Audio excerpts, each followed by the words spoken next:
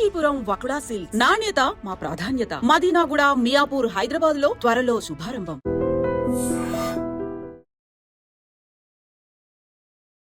నమస్తే, welcome to I dream. నేను మీ ఝాన్సీ.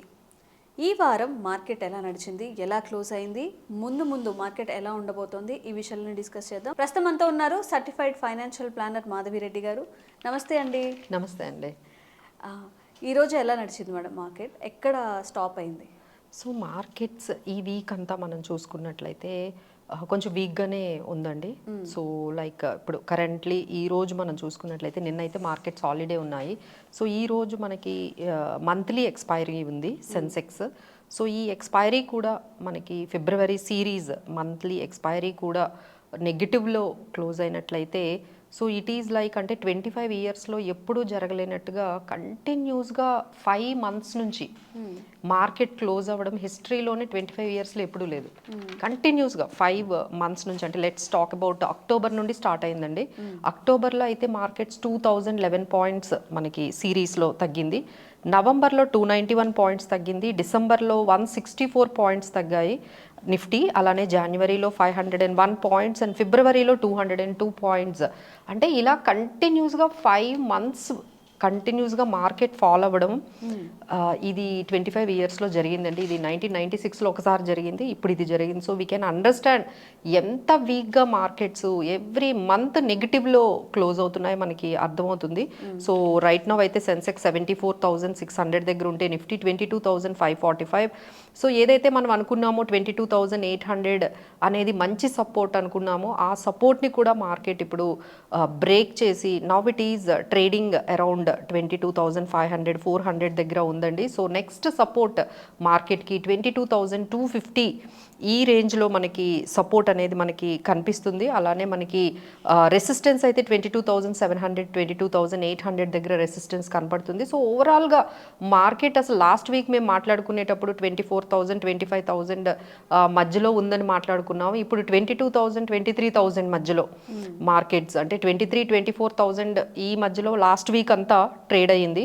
ఇప్పుడు మేమంతా చెప్తుంది ఏంటంటే ఇప్పుడు 22,000 23,000కి మార్కెట్ మధ్యలో ట్రేడ్ అవ్వబోతుంది. So this is overall outlook for the market. So next week అంతా కూడా మీకు ఈ రేంజ్లో 22,200 22,800 ఈ రేంజ్లోనే మార్కెట్స్ మూవ్ అయ్యే ఛాన్సెస్ అయితే ఉన్నాయండి. సో రైట్ నౌ మార్కెట్లో అయితే ఒక్కసారిగా అంటే ఈ సెల్లింగ్ అనేది కొంచెం తగ్గుతూ వస్తుంది. అఫ్ కోర్స్ ఆల్వేస్ అంటే నెగిటివ్లోనే క్లోజ్ అవుతుంది కానీ అంత నెగిటివ్గా కాకుండా కొంచెం మనకి కన్సాలిడేట్ అవుతుంది ఈ మార్కెట్ అనేది మనకైతే కనిపిస్తుంది. So that is what is happening. ఇంక ఇవి కాకుండా మనకి మేజర్గా మార్కెట్ని మూవ్మెంట్ అంటే మూవ్ చేయడం కానీ డ్రాగ్ చేయడం కానీ పాజిటివ్ కానీ నెగిటివ్ కానీ చూసుకున్నట్లయితే ఫస్ట్ నెగిటివ్ మాట్లాడుకుంటే ట్రంప్ టారిఫ్స్ గురించే మనం ఎక్కువగా మాట్లాడుకోవాలండి. స్టిల్ వాటి మీద క్లారిటీ వచ్చేంత వరకు ఇలానే మార్కెట్స్ ఉంటాయి. ఆయన ఏంటంటే ఒక డెడ్ లైన్స్ ఇస్తున్నారు.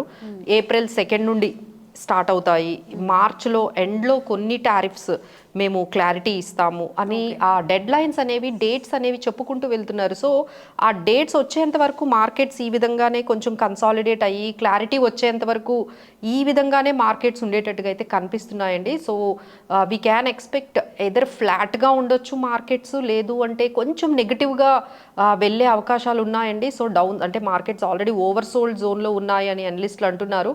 సో 22,000 23,000 మధ్యలో అయితే మనం కొంచెం ఈ మార్చ్ సిరీస్ కూడా ఎక్స్పెక్ట్ చేయొచ్చు. So Trump tariffs European union మీద 25% వేస్తామంటున్నారు. మేబీ ఇది మనకి ఏప్రిల్లో అయితే అక్కడ నుండి స్టార్ట్ అవుతుందని చెప్పారు. అలానే మన ఇండియన్ టారిఫ్స్ వరకు వస్తే అక్కడ కూడా మనకి కొన్ని ప్రోడక్ట్స్ మీద టారిఫ్స్ అనేవి స్టార్ట్ అవుతాయి అంటున్నారు.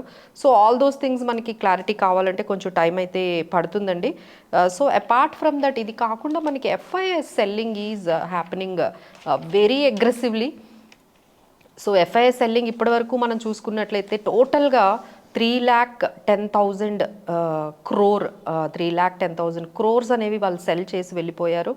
మన ఎఫ్ఐఐస్ అంటే లైక్ ఈక్వలెంట్గా మన డిఐఐస్ అంటే మన రీటైలర్స్ కానీ మన ఇన్స్టిట్యూషనల్ ఇన్వెస్టర్స్ కానీ కొంచెం మార్కెట్ని సపోర్ట్ చేయబట్టి కొంచెం అన్న మార్కెట్స్ ఈ విధంగా ఉన్నాయండి. So they are continuously they are selling.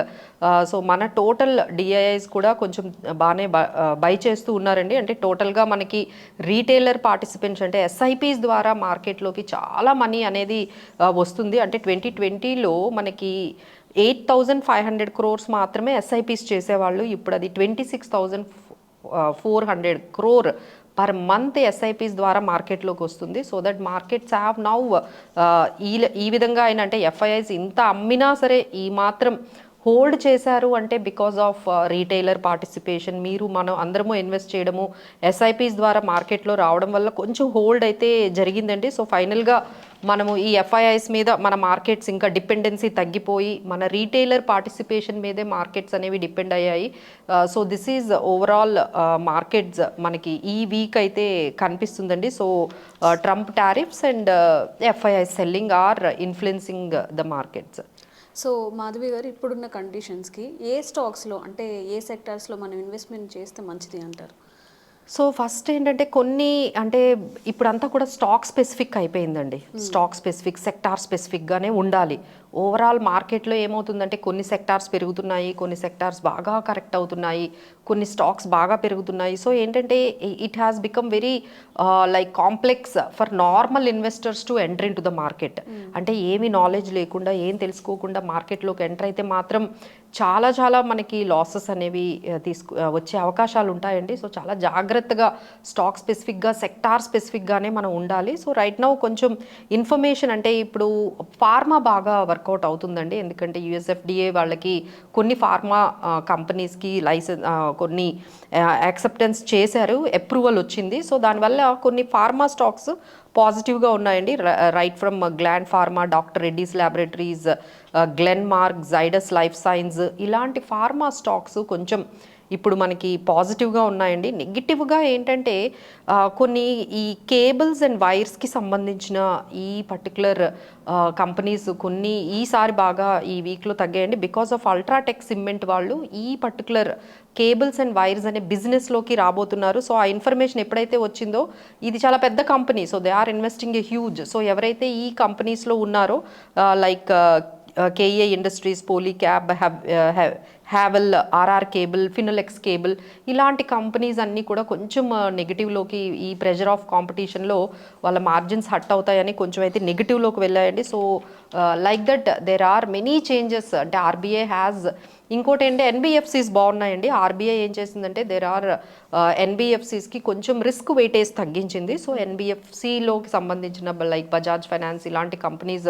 కొంచెం పాజిటివ్గా ఉన్నాయండి. సో రైట్ నౌ మనం చేయాల్సింది ఏంటంటే either we have to follow the market updates continuously and understand what is the impact. A impact వాళ్ళు ఇచ్చిన ఇన్ఫర్మేషన్కి ఐదర్ ట్రంప్ ద్వారా వచ్చిన ఇన్ఫర్మేషన్ కానీ మన ఇండియన్ గవర్నమెంట్ నుంచి వచ్చే ఇన్ఫర్మేషన్, మార్కెట్లో వచ్చే ఇన్ఫర్మేషన్ మనకి ఏ విధంగా ఏ స్టాక్స్ మీద పడుతుందో దాని మీద మనం కంటిన్యూస్గా ఫాలో అప్ చేస్తూ తీసుకోవాలండి.